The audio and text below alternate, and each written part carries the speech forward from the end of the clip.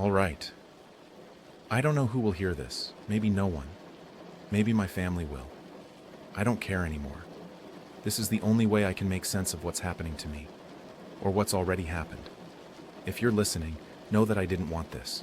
None of it. I'm a truck driver. My name's Henry. At least, I think that's my name now. But the truth is, I can't be sure of anything anymore. Not the route I drive, not the days I've been alive, not even the people around me. Because something's been messing with my head. And I think it's real. I've been seeing things, feeling things, hearing things that make no sense. My name is Henry. This is my story, my final chance to explain it before they take me forever.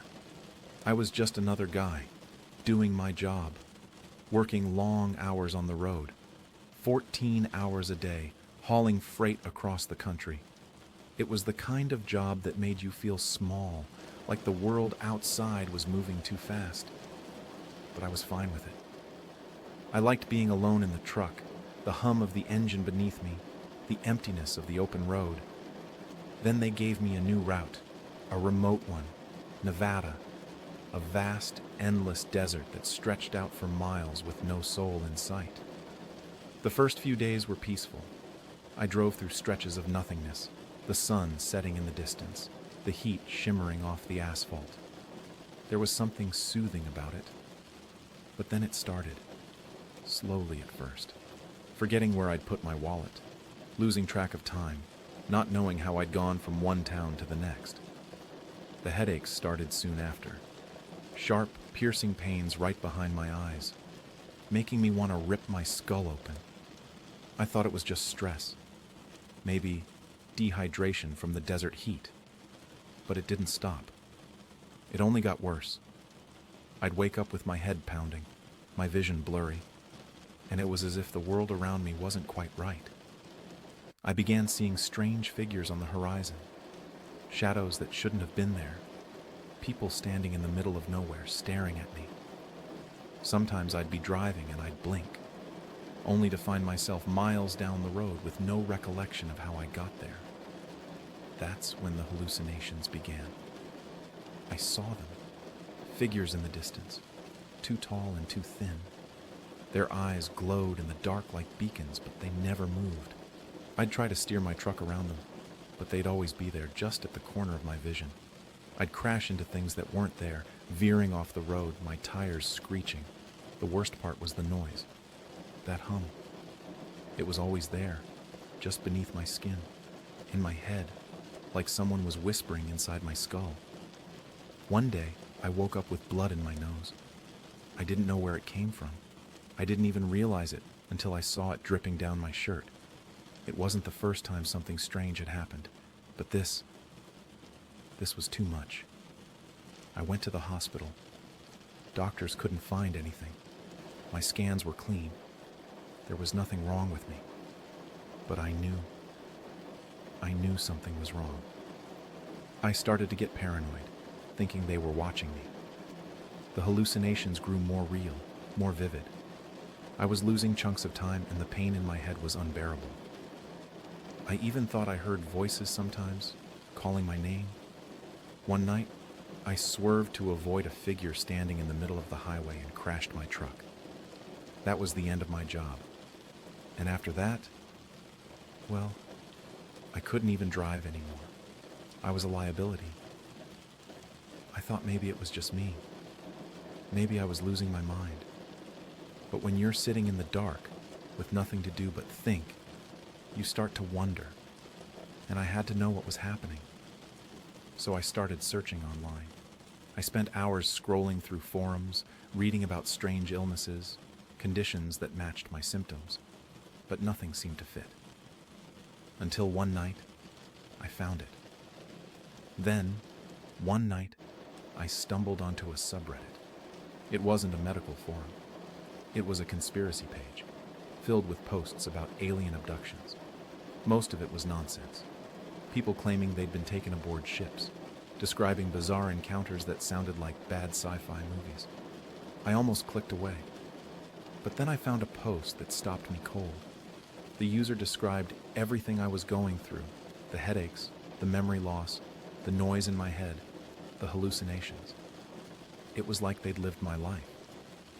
But instead of calling it a disease, they said it was abduction. I laughed out loud. Aliens? Really? But something about it stuck with me. I kept scrolling, reading post after post. Most of them were obvious fabrications or misunderstandings, people mistaking sleep paralysis or migraines for alien encounters. But there were a few that felt too real, too similar to my own experience. Then I found a post by a user named Far Beyond. He posted something that made my blood run cold. He described something called the 3 stages of abduction. The first was mild, a headache, some memory loss. The second was worse. The pain was unbearable. Strange noises started to hallucinations, voices. The third stage was the worst. You lost your mind completely. You became their puppet.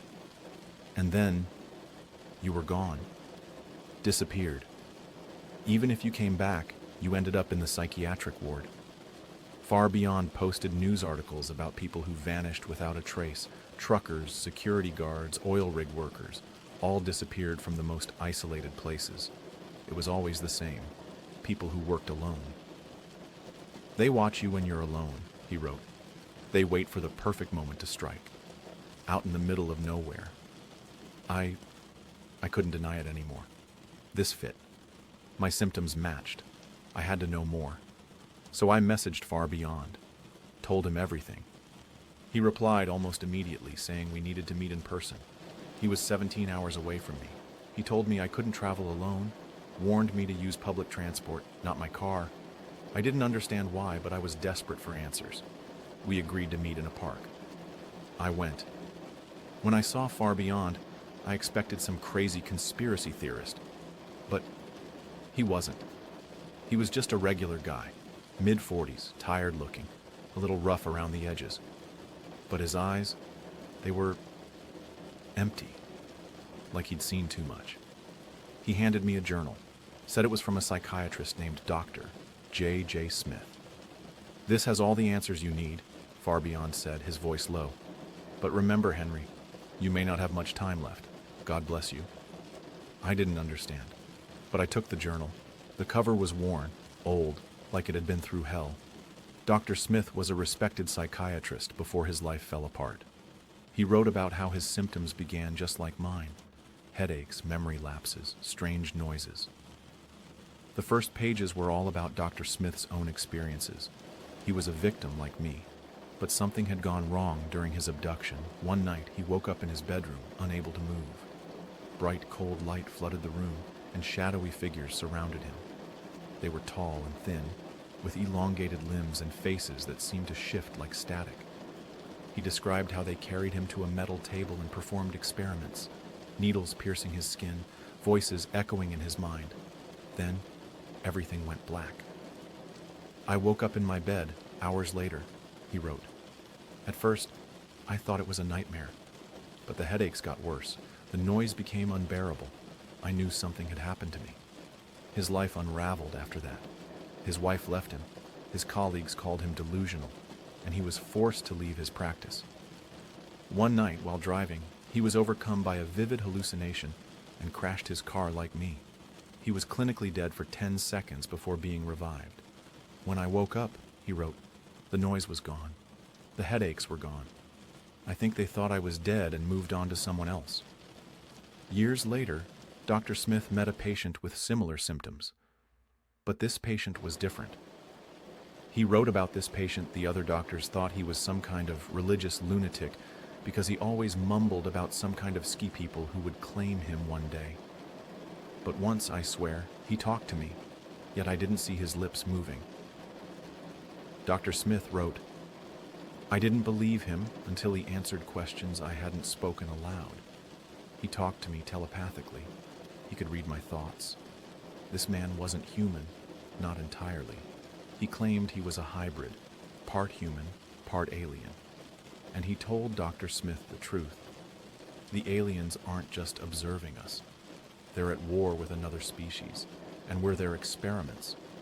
They're trying to create soldiers, beings that combine human aggression with alien technology. The hybrid said they view us the same way we view chimpanzees. The headaches, the hallucinations, the memory loss, it's all part of the process. They implant us, track us, and use us until there's nothing left. Then they discard us. Dr. Smith asked the hybrid why he was telling him this. The hybrid just smiled and said, "Because you're no longer useful to them. Your implant is dead. They think you're dead." Then after a few weeks, he disappeared. Just like that. Before disappearing, the hybrid warned him that the government couldn't help. "Their technology is so advanced," he said. "It's like trying to stop a hurricane with a paper umbrella." I finished the journal and knew what I had to do.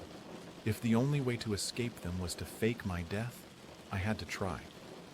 I bought anesthetic medicine and set up my recorder to explain everything. I didn't want to do it, but what choice did I have? I got some anesthetic, just enough to stop my heart for a few seconds. I figured, if I did it right, they'd think I was dead. Maybe they'd leave me alone. I'm recording this now, so my family will know. If this works, if the aliens take me again, I want them to know the truth, that it wasn't me, that it was them, the medicine. It's working. My arms are heavy. My breathing is slowing. If this works, they'll think I'm dead and they'll leave me alone.